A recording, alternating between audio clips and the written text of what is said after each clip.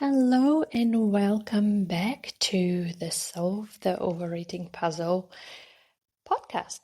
I'm Eugenia, the host of this podcast and also the founder of Unlox'U, the eating psychology clinic, where we give you a mind plan instead of a diet plan so you can enjoy food and your eating and your weight and just your life in general.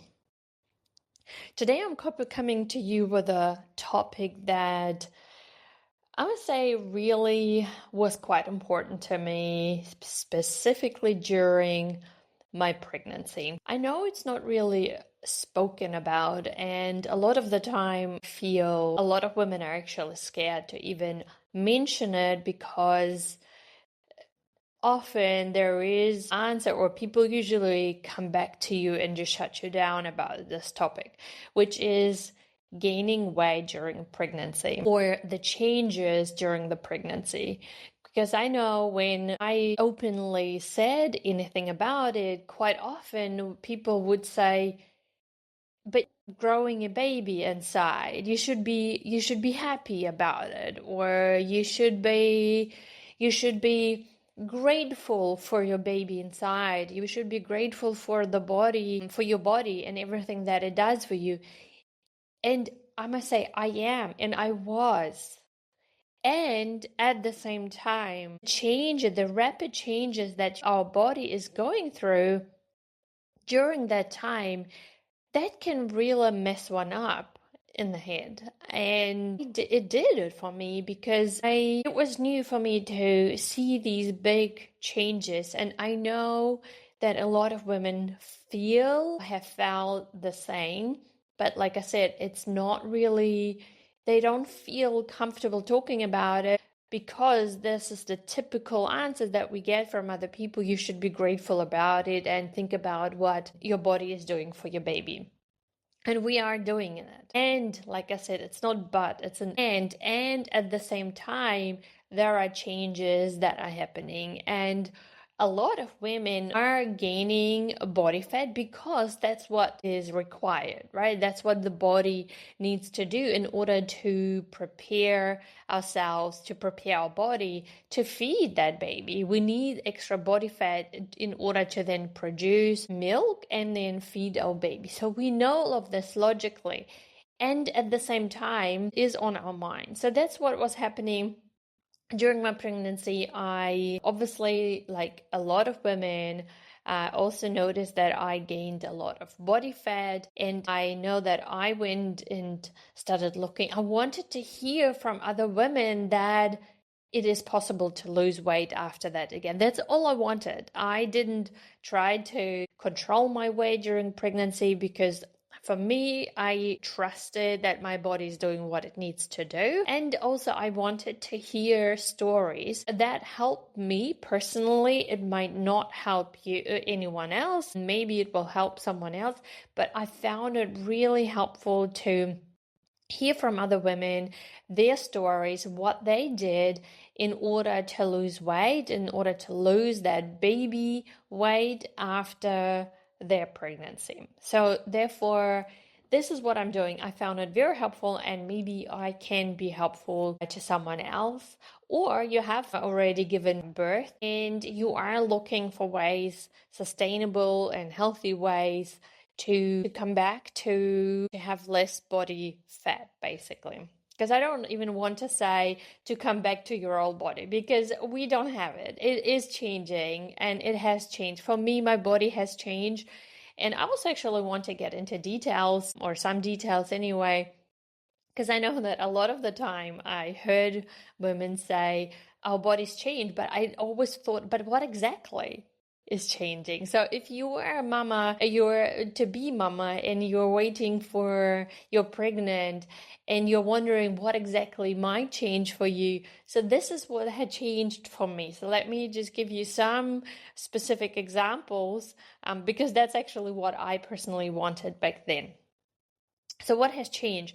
My skin around my stomach has stretched. It's really hard for me to describe even what it looks like. It's just not firm.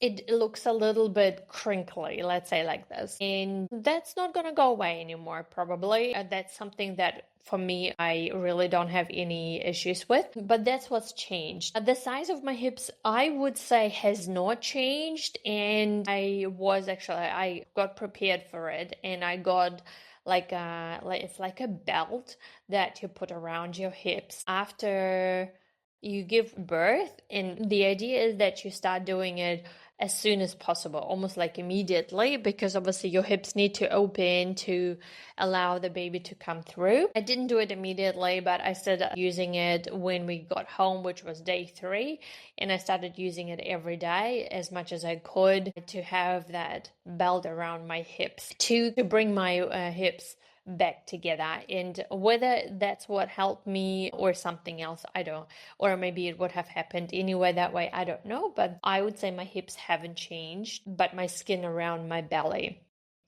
I definitely gained more weight than I think I was aware of, because obviously when you're pregnant, the belly kind of stretches to the front, so everything kind of gets wider. I found during pregnancy, the hips get wider. I felt like my rib cage got wider, everything got wider. My thighs got wider for sure. I didn't really notice how much actually probably weight I gained. I didn't weigh myself. That I need to add that, because if someone is maybe asking themselves, like, how much weight did you actually gain? I don't know. I didn't weigh myself. I didn't when I got weighed at the hospital, for example, or during my checkups, I always ask not to tell me the numbers, because again, trusted that my body does what it needs to do.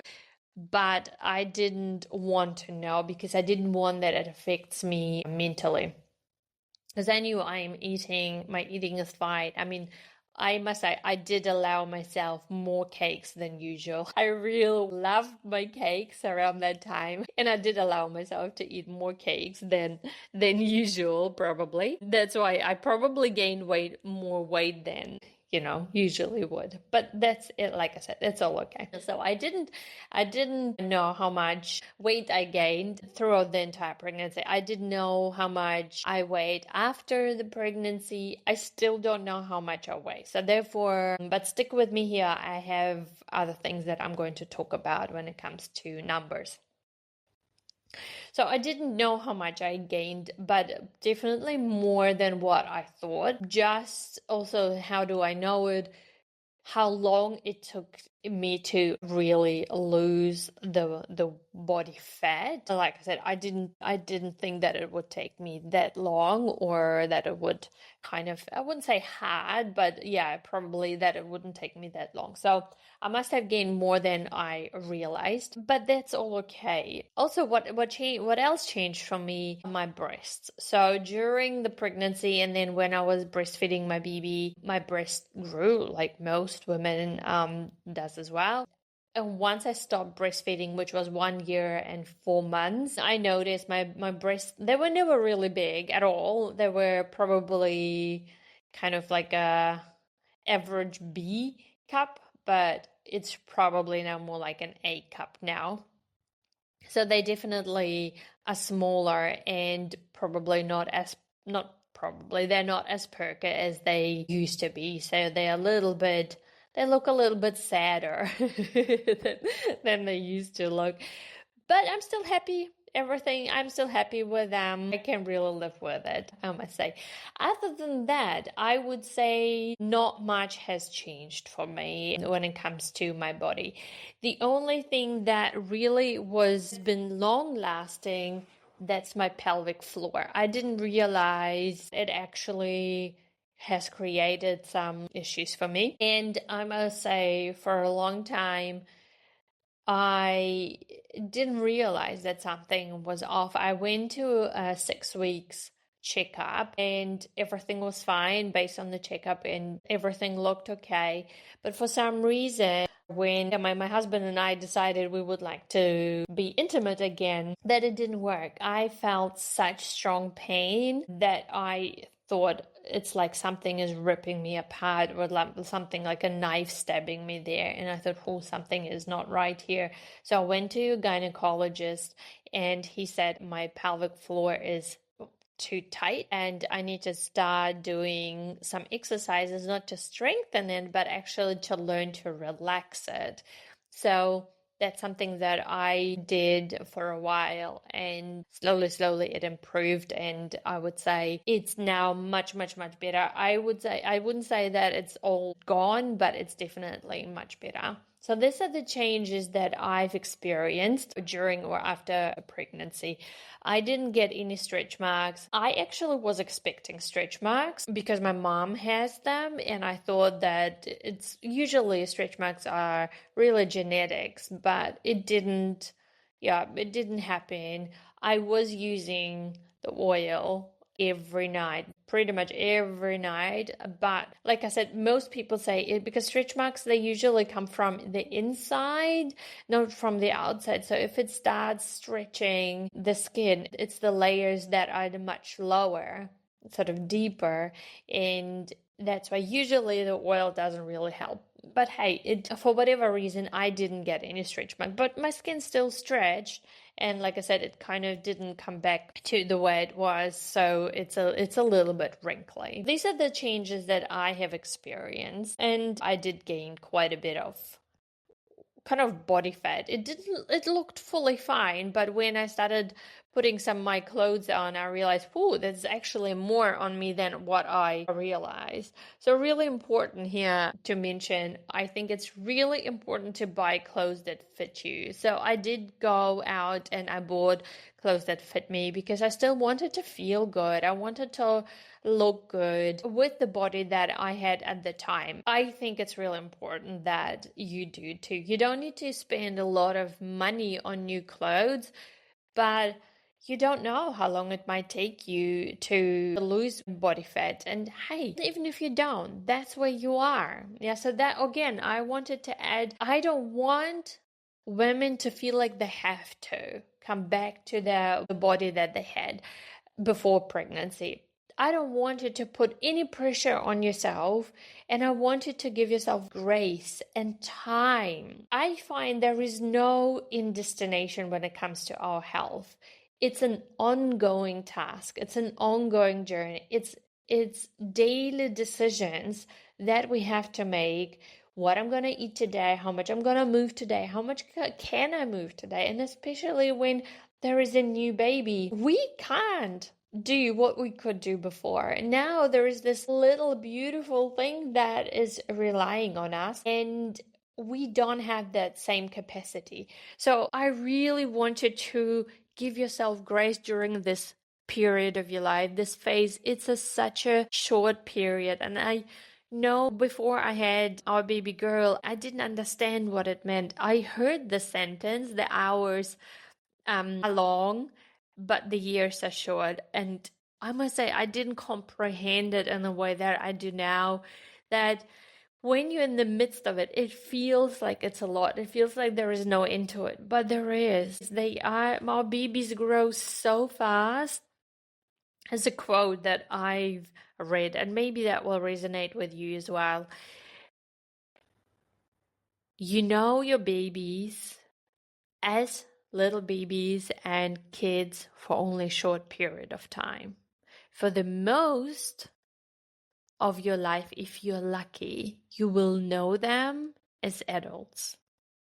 And I must say, this quote resonated so strongly with me that every time my baby needed me, I would hold her and I would say, you're growing and I will be holding you as much as you need me. And I will be here lying beside you. You will be lying beside me. You will be sleeping in my bed for as long as you need me. Because I know one day you won't. So that's something that I kept reminding myself, and it helped me to get through this time. So please give yourself that grace, give yourself time. So now I'm coming to time, said to myself, I'm not going to put any pressure on myself, and I also give myself a year when I just won't do anything drastic or anything where I put much more effort into what I was already doing. So I give myself a year to just really be with my baby and to do the best that I could, but also give myself that time and grace.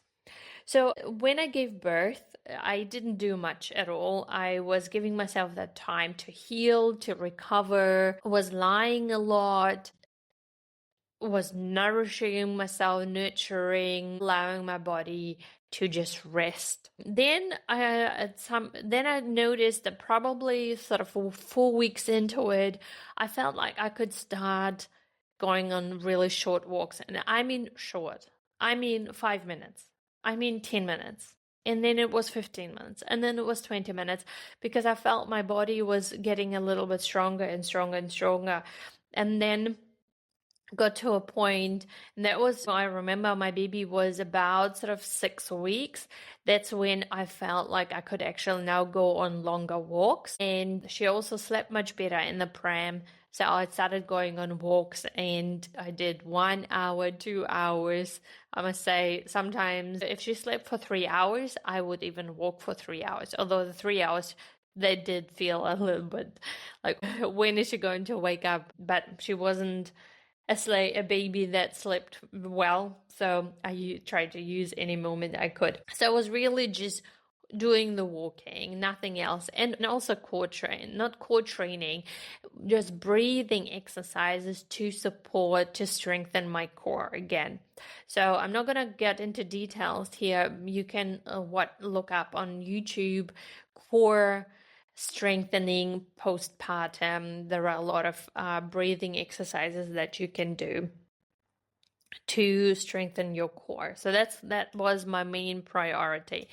I was also eating healthy. Now, I ate healthily. I always eat healthy, but I guess I started kind of like looking a little bit more into it and eating less cakes than I did before. But also, I didn't have as many cravings as I had during the pregnancy, so that wasn't even kind of like a thing. And it was not until sort of 6 months that I got my weights out at home and was really slowly getting those weights, a little bit of more movement. My hip was still not happy with certain things. So having a wide stand, for example, I could feel my hip wasn't happy.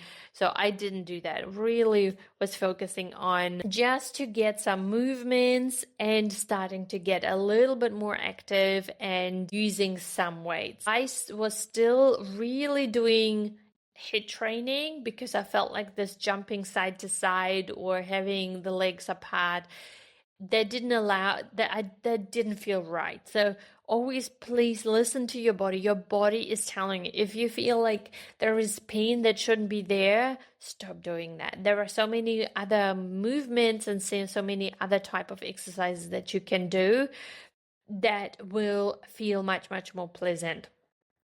So that was what I was doing. Again, like a little bit of more movement, more walks, and started doing some more weight training. After 6 months, I started feeling like, okay, I can now actually be a little bit more proactive when it comes to body fat loss. And for me, it was always the easiest to start reducing, not reducing, but let's say, to skip breakfast at times. That way I had a longer window where I wasn't eating, so it's called intermittent fasting. I found it always the easiest because I can go until 11 easily without having breakfast and then continue eating normally. Now, I have a lot of listeners who come to me because they struggle with binge eating. If you are struggling with binge eating and you notice if you skip breakfast, you start eating more during the day, please don't do it. This is not the way. There are other ways of doing that, and I will come to it as well. But if you're struggling with binge eating or you notice anything that you do, you start kind of overcompensating later on, please don't do it. For me, it didn't trigger anything. So I can easily go until about 11 without having any food. I would just have a coffee and water and I'm good to go. And, Yeah, so then I will continue eating throughout the day. So I noticed that that helped me. The movement, a little bit of weight training exercises, and just reducing or skipping that breakfast.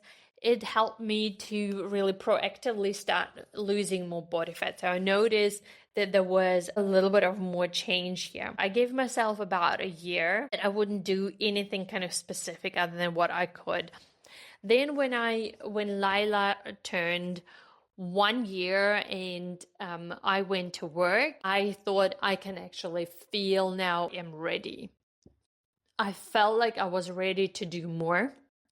And I felt like I ready to be more proactive. And I also struggled that I felt like I needed structure because this being a mom, working full time, wanting to go to the gym, it was new for me. This new setup was new for me. And I felt like I need help to find structure so I can get as much done as I can, which is basically really just full. And I say just, it's in quotation marks, to work full time, have a baby that still relies on you. I was still breastfeeding and also wanting to go to the gym and start proactively really do something to lose more body weight or body fat. Because like I said, at no time I didn't know how much I was weighing. So I don't even want to talk about body weight because that can also go up when we do weight training. So that's why body fat. So when I was 1 year and 3 months postpartum, I signed up with another coach. Now, this is where a lot of people say, but you are a coach. Why do you need someone else? Listen, we can do only so much on our own. When we, however, have someone who keeps us accountable, when we had a week where just life was throwing balls at you, you have someone you can throw your ideas at. You can bounce ideas off. You can say, hey, this is what's kind of a struggle, what I'm struggling. These are my challenges.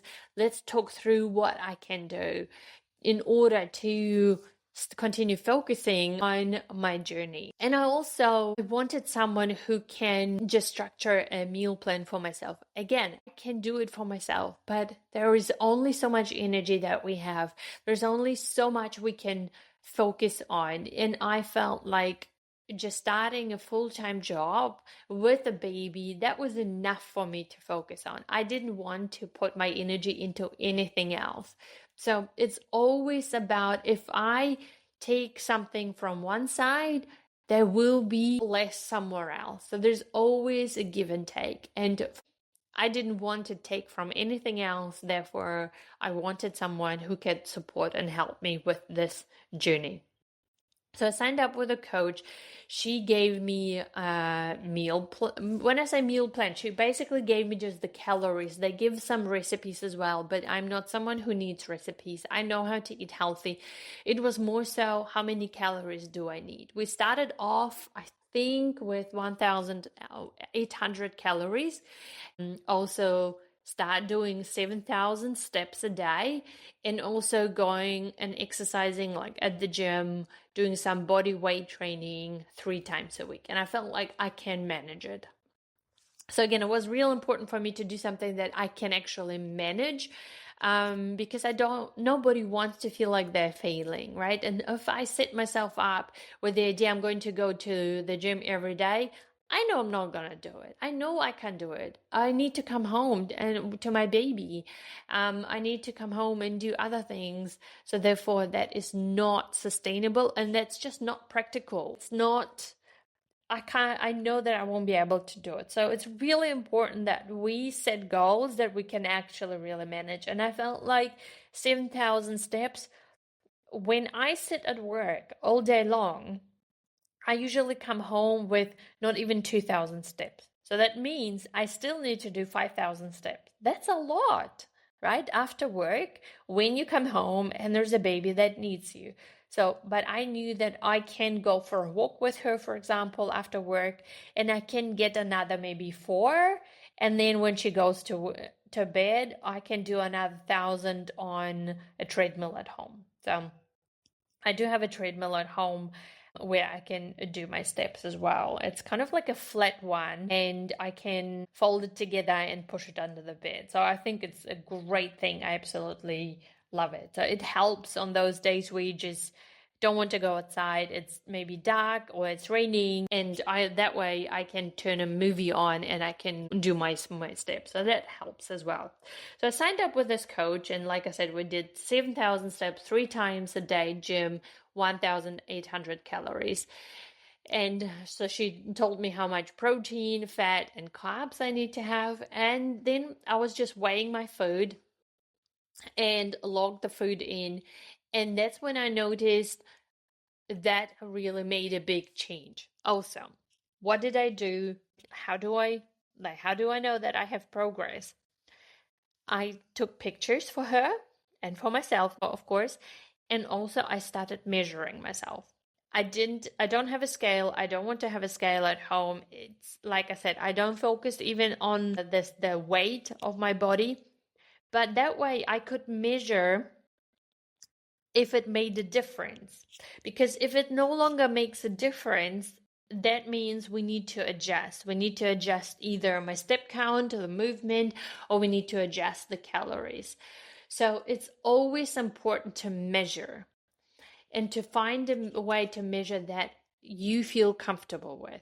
I know that I would not feel comfortable with the scale because it fluctuates. If I eat more carbohydrates and my body retains some more water, or I had more salt and it retained more water, then I'm going to weigh myself and the number will go up. Or it's in this that time of my monthly cycle where you just retain more water, and if the number goes up, then I might feel like, oh, I need to start reducing calories, but I might actually not need it. That's, for me, that is not the right way, and that's why I rather do the measurements. That way I can notice if it makes a difference. At the beginning, I was measuring myself once a week and taking pictures once a week, and I would upload it into my coach's system. And that way we had also comparison. Taking pictures is great because you can look at yourself from a different perspective. Sometimes when you see yourself every day, it feels like nothing is changing. You're still looking the same. But I must say, when I look at the pictures from the day when I started, I could see that it makes a difference. There were weeks where I couldn't focus on counting calories. There were weeks where I couldn't go to the gym as much as I wanted. And it felt like, I don't know if I can do it. And it felt like, oh, maybe I'm kind of going backwards. But when we zoom out, when we look at the picture when we started, and when we look at the measurements where we are now, and we can see that the trajectory is going into the right direction, that's what matters. That is what matters. What happens in between, it can happen. It will go up, it will go down, it will go backwards and forwards. There will be fluctuations. That is normal. You are a human being, and it might feel hard at that time, but zoom out, go really create a bigger picture and see, as long as the trajectory is going into the right direction, that the measurements are going down altogether, that's what matters. There were weeks where my measurements went up and I thought, okay, that's okay. We need to just focus again. And that's also another tip that works for me. I do it in phases. I know that a lot of people can't continue staying in calorie deficit for a year. It's just not possible. Counting calories, I can do it for a certain period of time and then I need a break. And now listen to me here. Really important. When you have a break, it does not mean now to go and binge and go crazy on food. No. When I have a break, I eat normally. I eat in maintenance. So I have developed a healthy relationship with food, and therefore I eat normally. I know that I am not gaining more weight. I'm just eating in maintenance. So I have on and off phases. I can do calorie deficit, counting calories for a week or two, and then I have a break over a week. And then I do it again and then have a break.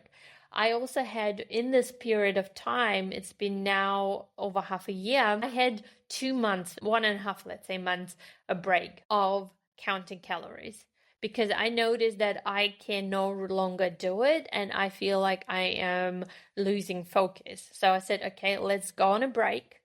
I didn't gain weight in this time, or I didn't gain body fat at that time, but I stayed in maintenance. So really, really important. If you can do it without binge eating, do it in phases, on and off. Weight loss phase, maintenance phase. Weight loss phase, maintenance phase. I find that that really helps me. Measuring, so taking pictures, measuring yourself, that way you can have a focus on progress and you can also observe progress. As long as the trajectory is going in the right direction, that's what matters. There will be days, like I said, where you will have a break. There will be days where it didn't go to plan. It was someone's birthday, or it was a week where there was a lot of going on and you just didn't do it. It's okay. It's okay. There is no end destination. A lifetime thing. Yeah, it's through your entire lifetime you make decisions to eat healthily as much as you can, to move. So there will be days where you will make a decision based on what's going on in your life. You will make decision based on what's going on in your day. So always come back to making the best decision that you can and to make the best choices that you can. So come back to refocus. Yeah, then you say, if you had a phase where you were off, then come back to the phase of weight loss again. Keep showing up. Keep showing up for yourself. Hire a coach. It makes a big difference when you have someone else who can support you. But also be practical. You won't be able to stay in calorie deficit for a long period of time. It's very hard. It's not really natural for us to do that. So understand that it's very normal. That's why give yourself that time. And something that I'm thinking maybe I should talk about when it comes to food.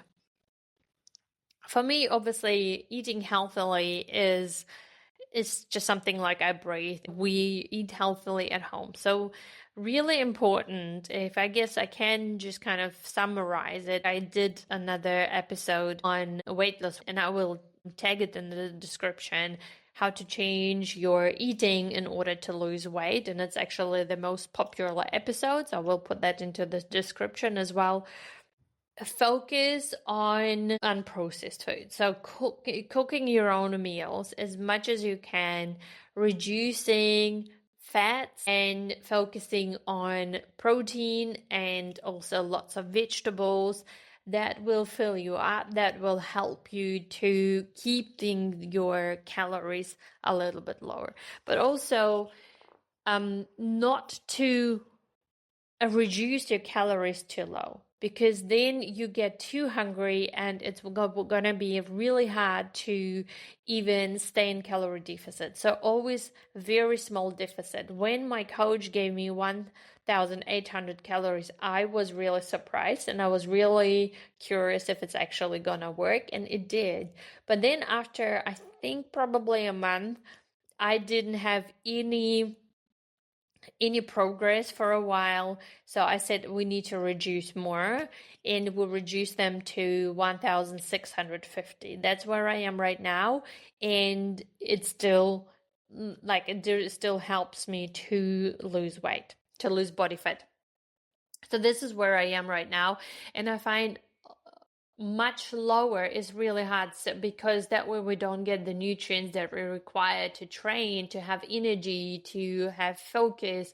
So it's keeping the calories higher. It helps you also with that progress. So maybe it's a little bit better to move more, to bring your step count a little bit higher. That's another way to get that calorie deficit. So I would not reduce the calories too low. So 1500 is probably where I would go most. But I must say, if I can avoid it, I find if I have about between sort of 1600 and 1500 calories, sort of more towards 1600, that's when I have a good amount of energy. I can focus, I can train, I have the energy to train, and then I have much, much stronger output that way. So these are my tips. How I did it, how I came back to being able to wear clothes that I was wearing before I was pregnant. And now my focus is to really get fitter than I was before. So I am focusing on increasing my weights. I want to grow those muscles. I am now 40, so really important to continue building muscle mass because that will help me to have a stronger metabolism, so I can continue eating good amount of nutrients and calories, and also just to stay strong, grow strong into my age. So that's my focus now.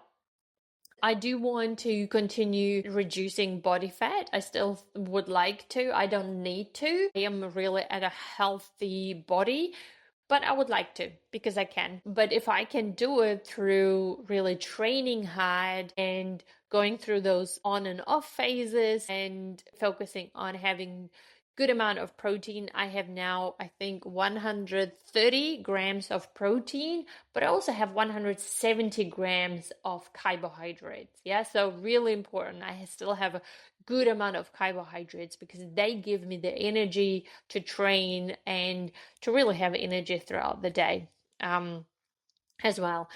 And as long as I can eat that amount and increase my step count and get fitter and in that way to continue reducing body fat, hey, I'm winning this game. So that's where I am, and that's what I've done. And I really hope it can give you some structure, it can give you some ideas of what you can do if that's what you want to do. But like I said, please give yourself time. There is no rush. There is no rush. Most important thing is that you feel good, that you have energy to be with your baby, to be with your children, to be with your husband, to be with your wife, or with your partner, to do what you want to do. That is the most important thing. To feel healthy and strong and fit, that is what keeps you going. And if on your journey you want to reduce your body fat and you can implement some steps, you're winning this game. I hope this helps you. I hope that gives you some ideas and also some motivation. Let me know. Message me on Instagram, Unlox'U, UNLOX'U.NZ. I would love to hear from you. And if you have other ideas and other topics you would like to talk to me about, I would love to hear that from you as well. And if you know a mama who needs to hear these ideas, if you know someone who is pregnant and is worrying about the changes that she's experiencing in her body, and you would like to give her some motivation, please send it through to her. Let's share love, and I would really, really appreciate it. It means more for me than you will ever know, because that helps also growing this podcast, and it helps me as well. Thank you so much. Let's talk very soon again. Have a beautiful day, beautiful night, no matter where you are in the world, and much love. Bye.